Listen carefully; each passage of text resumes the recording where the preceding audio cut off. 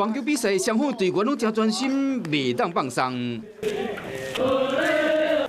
台中市的沙鹿第昨开始办第5届梦想杯全国青少年锦标赛，淹过伫开幕典礼上，有一个物件特别眼目，有一台选举的宣传车停伫红头顶。因为刚好现在政治在选举嘛，所以会比较敏感一点啦，我觉得是不太好。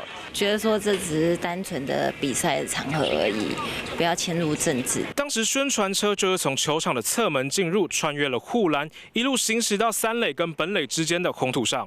主办单位讲，因为活动的经费无够，现场无放上的设备，才会赶紧请附近的宣传车来协助。就是说，我们也没有经费嘛，我们都是透过一些朋友啊，还是说一些厂商啊，他们一起来赞助啊。那我们学校跟后援会这边，我们会来做检讨，来做改善。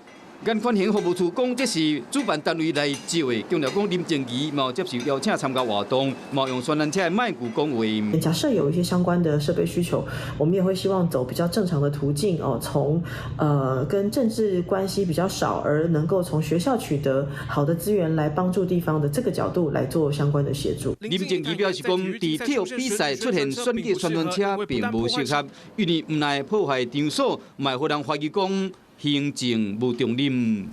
Hello， 我是庄慧琪。想要抢先掌握最及时的新闻资讯吗？赶快订阅、按赞、开启小铃铛，锁定华视新闻 YouTube 频道。